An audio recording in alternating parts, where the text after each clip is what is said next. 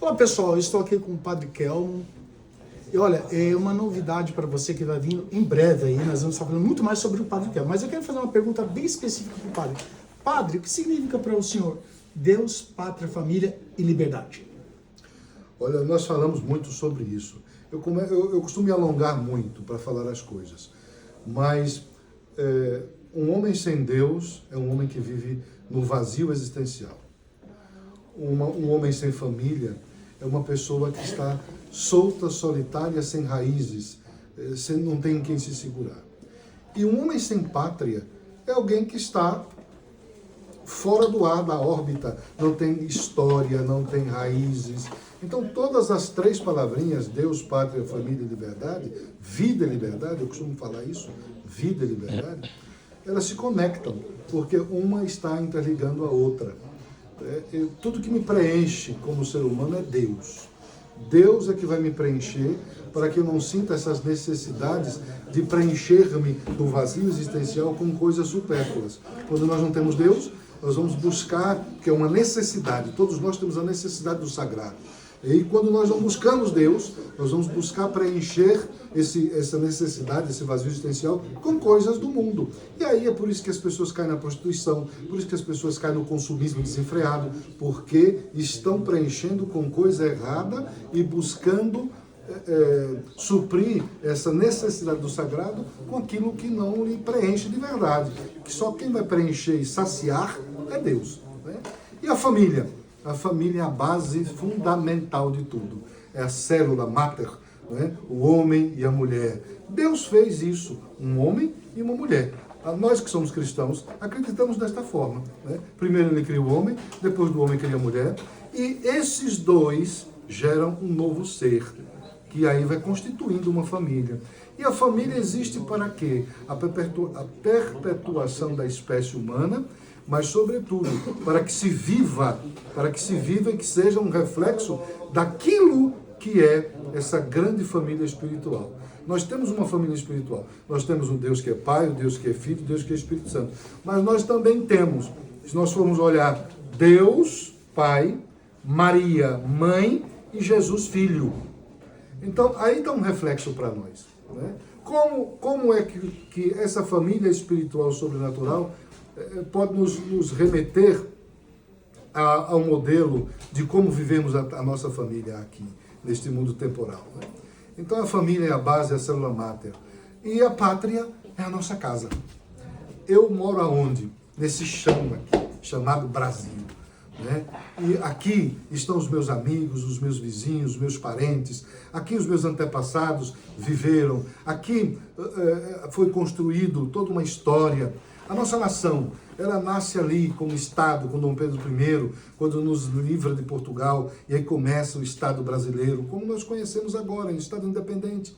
Então é a nossa pátria, é a nossa casa, é o nosso chão, é onde tem a nossa história, dos nossos antepassados, da nossa cultura, da nossa identidade, da nossa brasilidade. É aqui essa nossa casa. E aí nós temos que cuidar dela. Quando chega aquele que quer tirar a nossa raiz, a nossa história, a nossa identidade, quer modificar, nós temos que conhecer bem essa nossa pátria e amá-la de verdade, para quando chegar outros que querem fazer diferente, rechaçá-los. Então, é importante. Tudo que estou perguntando é importante. E liberdade. Deus, pátria, família, vida. Vida. Por que vida? Porque sem ela, não existe nenhuma das outras. Né? Eu não posso ajudar alguém se eu não estou vivo. Eu não sou ninguém se eu não existo. Então, Deus me traz a existência. No plano de Deus, você e eu já existíamos.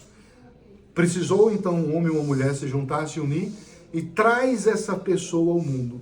E essa pessoa nasce para uma missão. Ninguém nasce aqui como um cachorro e gato, mas todos nós nascemos com uma missão, com um propósito de vida. Nós temos que descobrir qual é o nosso propósito, qual é a nossa missão, para começar a fazer com que o mundo se transforme. Todos nós nascemos com uma missão, e a principal delas é amar. A principal missão que nós nascemos é trazermos a semente do amor dentro de nós. E na prática da vida é amar. A vida é esse dom e esse presente que Deus nos dá. E é com ela que nós podemos também multiplicar toda a ação benéfica de Deus.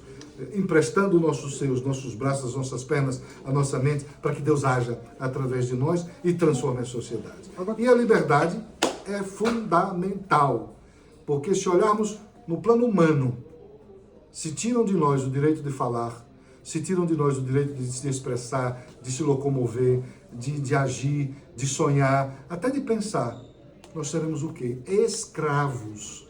E nada mais vai funcionar, porque seremos escravizados no pensamento, nas ações, na locomoção. Então a nossa vida virará o quê? Um grande inferno. E isso são práticas de grupos autoritários ou ditatoriais que querem apenas manter-se no poder, escravizando os demais, tirando a liberdade de pensamento, de expressão, de ação e de locomoção. Agora, padre, o senhor acha que o Brasil tem, na verdade, jeito? Dá um recado para os jovens. O Brasil sempre teve jeito, porque você precisa assumir esse compromisso. Ele não terá jeito quando os brasileiros cruzarem os braços. Aí não terá mais jeito. Mas enquanto houver brasileiros que amam o país, que têm consciência reta, que sabe de onde veio e aonde quer chegar e procura o jeito certo de caminhar, então o Brasil tem jeito. E nós somos essa resposta. Eu como padre, o senhor como pastor, como padre, como o pastor Odaí, todos nós aqui que estamos na sociedade e que desempenhamos um papel, que temos um compromisso e uma missão, somos esses agentes transformadores e cuidadores do Brasil. Nós estamos precisando que mais cuidadores do Brasil se levantem, porque nós estamos vivendo tempos onde homens já não cuidam mais da nação. E são homens importantes, que têm o poder da caneta na mão. Eles não estão preocupados em cuidar da nação, eles não estão preocupados em cuidar da pátria, em cuidar do povo que vive aqui. Estão se preocupando consigo mesmo. Estão se preocupando com interesses supérfluos e materiais e egoístas para eles. É o enriquecimento, e às vezes ilícito, em detrimento da maioria. Então, o Brasil tem jeito, quando eu e você assumimos esse compromisso e arregaçarmos as mangas para fazermos a nossa parte. Não esperem de políticos desonestos fazerem o melhor pelo Brasil. Não esperem que homens desonestos cuidem desse país, que não vão cuidar. Só cuidam de si mesmo. Mas seja você um cuidador do Brasil. E vamos juntos cuidar do Brasil. Vamos juntos cuidar da nossa nação, para que ela seja, hoje, aquilo que a gente sempre ouviu dizer, o grande país do futuro. O futuro começa agora, quando você decidir cuidar do Brasil. Bom, para terminar, o senhor é presidente do Fórum do Brasil. O senhor fala muito sobre esse fórum. Sim. Esse trabalho maravilhoso, o senhor tem há 2 anos, né? Quase 2 anos desse trabalho, né? Como que funciona esse trabalho? É tudo que eu já falei. Tudo falou, né? Mas, em resumo, o Fórum do Brasil, o que ele é? É um método de articulação política para a formação de líderes, para a ocupação de espaços de poder. Nós precisamos colocar em todos os espaços de poder boas pessoas. Homens e mulheres de caráter, com formação, com instrução, com um coração humano, sobretudo. Homens humanos que se sensibilizem com a outra pessoa, né? E não pessoas egoístas e ególatras que pensam em si mesmo. Então isso é o Fórum do Brasil. Ocupar espaços de poder para fazer política. Mas que tipo de política? Uma política que pensa no outro, uma política servidora, uma política cristocêntrica. Porque nós somos cristãos. 84% da população é cristã. E se você perguntar no Congresso hoje, Senado e Câmara, quem é cristão, quase todos, talvez 99% vai dizer que é cristão. E por que o país anda desse jeito? Porque os cristãos não estão fazendo o dever de casa como deveria fazer, não é? Então nós queremos isso, que o político que passa, o jovem que passa pelo Fórum do Brasil, que quer ser político, que caminha conosco, entenda que a política é serviço, compreenda que o outro não é objeto, mas é um ser humano que precisa dele como político para ser servido, e que o político também deve ter inspiração em alguém, deve se olhar alguém como modelo, como referência, e que esse alguém não é para olhar para Che Guevara, não é para olhar para Stalin, nem Lenin, nem essa gente toda que já morreu e que só destruiu os países, mas é para olhar para quem, se nós somos cristãos. Para que melhor do que olhar os exemplos do Cristo? Se nós somos cristãos, Jesus Cristo é exemplo também da política. Qual é a política de Jesus? A política do amor, a política do serviço. Não é utopia. É a política do amor, a política do serviço, a política do olhar o outro como olhar humano, como olhar de igual para igual. Ele, a única diferença dele de mim, talvez aqui ele tenha uma instrução mais do que a minha, e com isso me concedeu a graça de ter recursos melhor do que o outro. Mas no quesito humano, humanidade, nós somos iguais. Temos olhos, temos boca, pensamos, choramos, viemos ao mundo e morreremos.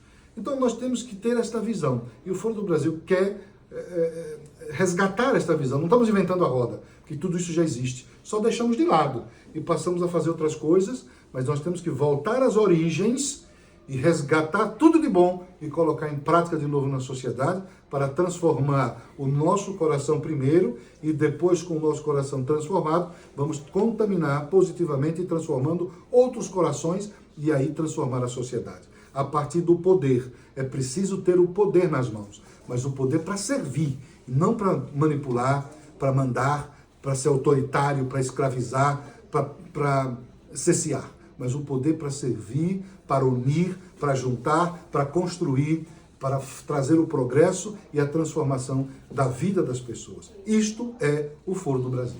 Muito obrigado, padre. De nada.